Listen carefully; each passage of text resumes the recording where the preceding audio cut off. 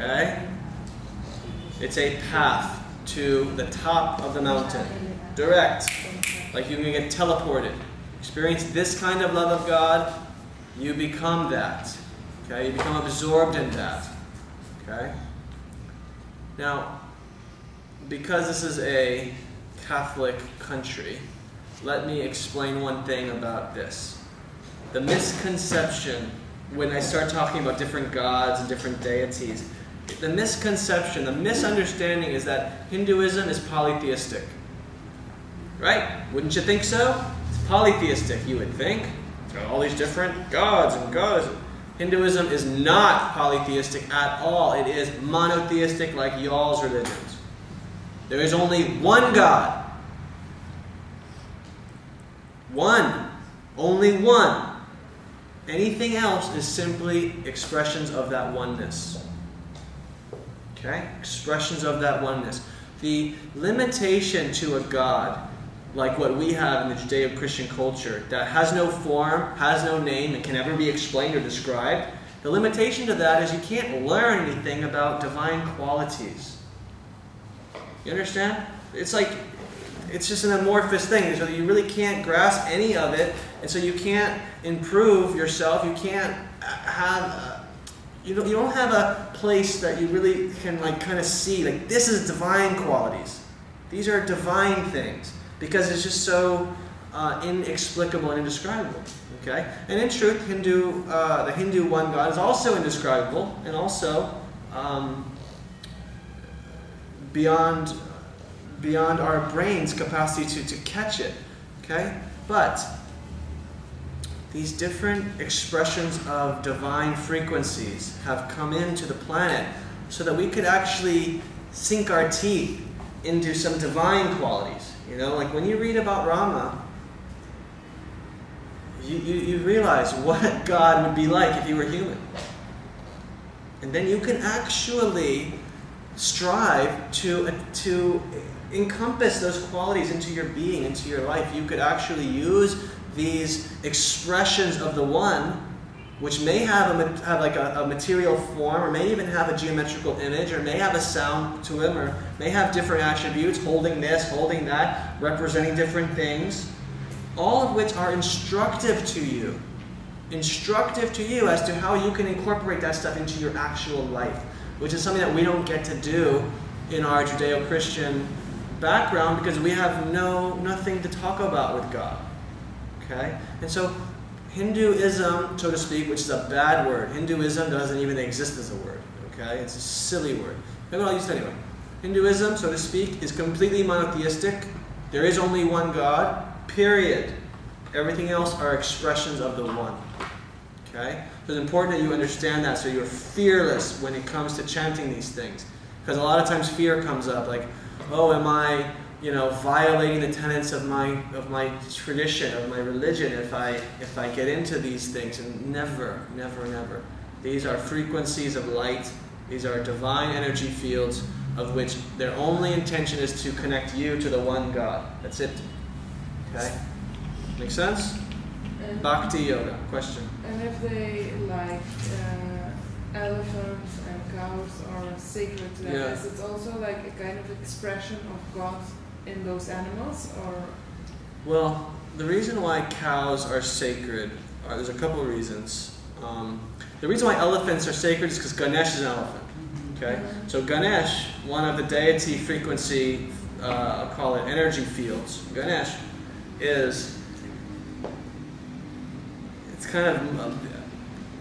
We're going to kind of tangent away just for a moment, but the fact is that the energy field of Ganesh is incredibly huge. Okay, Ganesh, when you study what that means, okay, it's not just some elephant.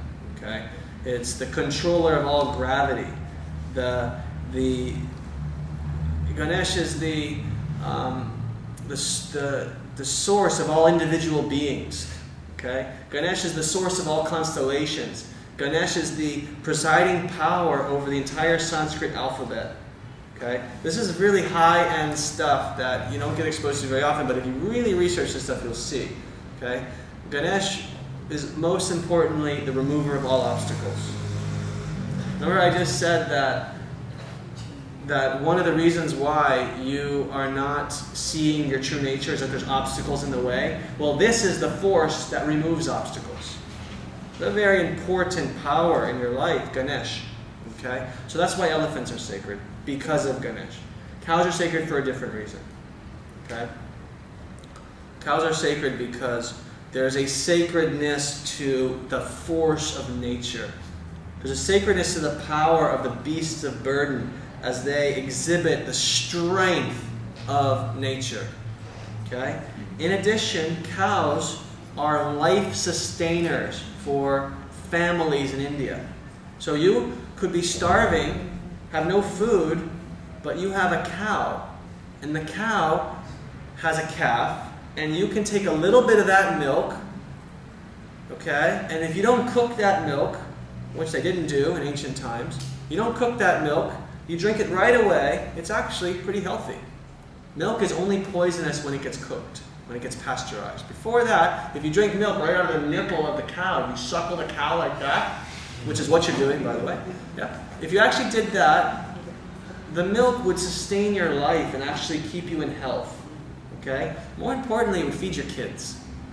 Okay? So you have a big family, and your kids, you don't have food, but you have the cow, and so this cow sustains your kids' lives. It feeds. What's more sacred than that? Anything? No. So cows are sacred. They cannot be touched. In India, you're driving around, and it's just drive around the cow, because they're in every street. They're on the highways. They're everywhere. You honk your horns at scooters, you honk your horns at cars, then you honk your horn at the cow because he's crossing the road. And there is no greater sin on the planet than to hit a cow with your car. The karma that comes from hitting a cow is devastating. It won't do it, yeah? It's too much. Okay? So that's why cows are sacred. That's why elephants are sacred. A little bit different than I mean, Ganesha is a part of this, but the way that, you know, all the rest of these deities kind of spread out and exhibit divine attributes, that's what it's all about. Divine attributes so that we can actually improve our own little individual selves, okay, by aspiring to the divine qualities that are around us. Okay, so that's the utility behind this stuff. But in truth, there's only one God. Nobody debates that. Okay, it's our own limited misunderstanding that does that. Let me give you another example of a similar misunderstanding that you may have been taught in your grade schools, and how silly that is. You are also taught that Native American cultures were polytheistic because they have the god of trees, the god of the wind, and anyone heard this before? I mean, at least in the States we get taught, you know, that Native American god of this, god of that, and they're even called animistic societies, and they're called polytheistic, and they're reduced to something lesser.